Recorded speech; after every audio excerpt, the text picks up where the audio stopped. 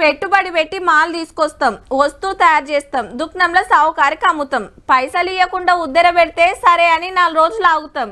రోజులు పోయి వారాలు నెలలు గడుస్తున్నా అటుకెళ్ళి పైకం రాకుంటే మనకెళ్తుందా? అప్పు తెచ్చిన కడ కట్టాలి నాయే, మళ్ళా మాల్ తెచ్చి దందా నడిపియాలి నాయే. పాత సర్కార్లో చేసిన పనులకు బిల్లులు రాక తిప్పలు పడుతుంటే ఇక ఇప్పుడు కొత్త సర్కార్లో కొంత ఆసరైనరు గీళ్లకు. నేత కార్మికులు జరంత నిమ్మలవాడే ముచ్చటి ఇది. పాత బకాయిల పైకం 50 కోట్లు విడుదల చేసింది సర్కారు. సిరిసిల్ల నేత కార్మికులు పోయినేడు బతుకమ్మ చీరలు నేసిస్తే 351 కోట్ల బిల్లు పెండింగ్ పెట్టిండ్రు పాత సర్కారోళ్ళు. బిల్లులు రాక కొత్త పనులు లేక మస్తు తిప్పలయింది. ఎన్ని మాట్లాడినా ధర్నాలు చేసినా కారోళ్ళు అస్సలు పట్టించుకోలే.